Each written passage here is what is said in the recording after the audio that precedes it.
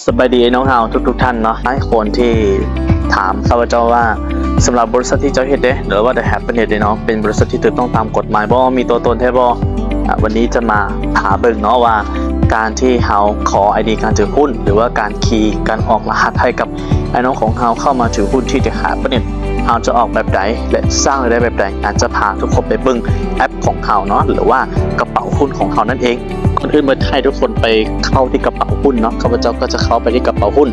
และกระเป๋าหุ้นนี้ก็จะมีอยู่นี่เนาะข้าพเจ้ามีอยู่3 ID นะ3 ID ถือหุ้นที่ The Happiness นะก็ตัวนี้เนาะเป็น ID ที่ข้าพเจ้าสามารถขี่ได้เนาะก็ตัวนี้มันคือเงินรวมอันนี้คือเงินรวมเนาะอันนี้คือเงินรายเดือนนั่นเองตัวนี้คือเป็นศูนย์นะตัวนี้ยังเป็นศูนย์อยู่เพราะว่าถ้าหากว่าวันที่1หาวันที่30เนาะก็คือถ้ามีเงินขึ้นในเดือนนั้นน่ะมันจะโซนในนี้แต่นับตั้งแต่วันที่31เป็นต้นไปหรือว่าวันที่1กลับขึ้นมาเป็นวันที่1อีกมันจะกลับขึ้นมาเป็นศูนย์อีกเอามาสะสมในเดือนนั่นเองเนาะและตัวนี้มันคือ cash wallet มันคือเงินที่สามารถถอนได้เนาะก็คือตัวสีเขียวเนี่ยสามารถถอนได้เนาะเราก็จะมาหาเบิ่งแล้วก็ตัวสีแดงคือ coin wallet มันคือเงินที่อยู่ในแพลตฟอร์มมันคือเงินของเฮาแหละไอ้น้องเฮาแต่ปัจจุบันเนี่ยมันยังบ่สามารถถอนได้เนาะมันยังสะสมอยู่ในแพลตฟอร์มแล้วเทื่อหน้าเนาะมันจะทำการซื้อขายสินค้าในแพลตฟอร์มไทยปันเนาะอันนี้คือสำหรับตัวรายได้สีแดงๆและทุกคนก็เลื่อนไปรูปเนาะมันก็จะมีตัวนี้คือแพ็กเกจเนาะที่ทุกคนเข้ามาถือหุ้นมันจะมีบอกเนาะถ้าทุกคนมาเป็น Wicked S มันก็จะมี S อยู่นี้ถ้ามาดีก็มาดีมา M ก็มา M เนาะแล้วตำแหน่งอันนี้คือยังประทันใดเถื่อเนาะแล้วจำนวนคนหมายถึงว่าจำนวนสมาชิกทั้งหมดเนาะทั้งใต้สายงานของเราทั้งซ้ายทั้งขวาแบบเนี้ยก็จะโชว์ไปให้เราเห็นเนาะแบบนี้จำนวนคนทั้งหมดโอเคบัดนี้เรามาเบิ่งกันเนาะว่าสำหรับแอปของเราได้มีเวอร์ชันแบบใดเนาะเขาก็กดไปที่3ขีดยาวๆเนี่ยปักใส่มือ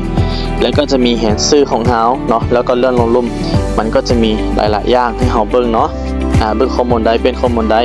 ลงทะเบียนคีย์ข้อมูลอัปเกรดแบบนี้เนาะสายงานของเราเนาะผังสายงานเนี่ยโบนัสท่องเที่ยวมันก็จะมีการถอนเงินฝากเงินเข้าไปเนาะนี่มันจะมีการโอนเงินออกโอนเงินเข้าเนี่ยหลายๆอย่างเลยน้องเฮาแต่วันนี้จะมาทำเกี่ยวกับเรื่องของการขี่สมัครให้เนาะลงทะเบียนสมาชิกใหม่ทุกคนก็กดเข้าไปหลังจากกดเข้าไปปุ๊บมันจะโชว์หน้านี้มันจะโชว์หน้านี้นะเนาะแล้วเราท้าแป๊บนึงเนาะว่าในตัวนี้ถ้าหากว่าเน็ตเฮาซ่ามันก็จะขึ้นซ่าให้กับเฮาเนาะแต่ถ้าหากว่าเน็ตเฮาไว้มันก็จะขึ้นไวให้กับเฮาเนาะอันนี้เวลาเห็นมินิปุ๊บนี่คือสำหรับของเฮาเนาะก็คือมันจะมีทีมใต้สายงานของเฮาต่อซ้ายขวาไปนี้ไปแต่วันนี้เฮาจะมาคีย์ออกรหัสให้เนาะเราก็กดเขาว่าใส่รหัสผู้ที่แนะนำเนาะที่ใส่มาคือข้าพเจ้าก็ใส่เข้าไปแล้วก็ค้นหากดเขาว่าค้นหาแล้วก็จะเห็นเนาะว่าชื่อของน้องเขาเนาะที่เขาตามหาเจ้าของผู้ถือหุ้นได้เนาะก็ชื่อหยังก็มีรหัสการถือหุ้นแล้วก็ชื่อของเพิ่นตัวนี้เนาะอันนี้คือการคีย์หรือว่าการขอการถือหุ้นจากบริษัทเนาะแล้วจากนั้นทำมาเบิ่งเลยว่า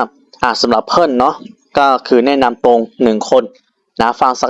ซ้ายมือ0ฝั่งขวามือมี1คนฉะนั้นเราก็จะมาวางให้กับเพิ่นก็คือฝั่งซ้ายมือนั่นเองกดเข้าไปปุ๊บเนาะเฉพาะแพ็กเกจดีเท่านั้นเด้อไอ้น้องเฮาแพ็กเกจดีกับ SD เท่านั้นจึงสามารถขอ ID การถือหุ้นจากบริษัทได้เนาะแล้วเราก็ทำการสมัครเนาะก็คือเขามาที่ 1,500 เขาก็กดไปที่ 1,500 ปุ๊บแล้วก็เลื่อนไปก็จะมีแพ็กเกจให้เราเห็นเนาะเพราะว่าจะเป็น M D แล้วก็ SD แต่มื้อนี้เขามาสมัคร 1,500 เนาะแล้วหลังจากนั้นเราประกอบเนาะก็คือรหัสผู้แนะนำอีกรอบนึงเนาะรหัสผู้แนะนำเราก็ใส่เป็นตัวนี้เนาะก็คือดันเนาะหรือว่ากดค้นหาก็ซื้อตาเนาะID upline ก็จะบอกแล้ววันนี้เรามากดเนาะเขาว่าเขาถามว่าผู้หญิงหรือผู้ชายเราก็บอกว่าผู้ชายแล้วซื้อหยังเราก็ใส่ชื่อเข้าไปเนาะชื่อเพิ่นเข้าไปปุ๊บวันที่เกิดเด้เนาะเพิ่นเกิดในวันที่หยังเพิ่นเกิดในปี1982เนาะเดือน8ก็กดเข้าไปปี1982ก็มีกันเล่นเนาะปี1982เนี่ยปี1982เดือน8เนาะวันที่6แบบเนี้ยตั้งค่าไปปุ๊บแล้วอันนี้เด้น้องเฮา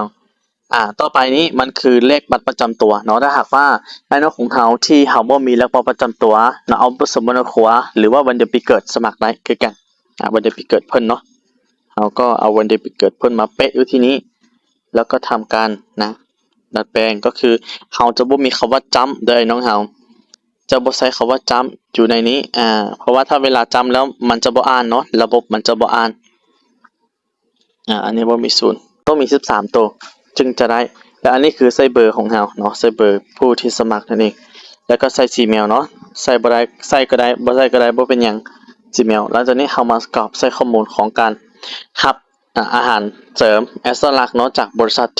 ให้กับเจ้าของผู้ร่วมสร้างทุกคนที่เข้ามาถือหุ้นที่ The Happiness กดเข้าไปซื้อหยังเนาะแล้วก็เบอร์ของเพิ่นอันนี้ก็คัดลอกเนาะแต่คัดลอกบ่ได้ก็เขียนรวมอีกเนาะคือจะส่งต่างประเทศออฟฟิศเนาะออฟฟิศลาวเนาะชื่อหยังเขียนภาษาไทย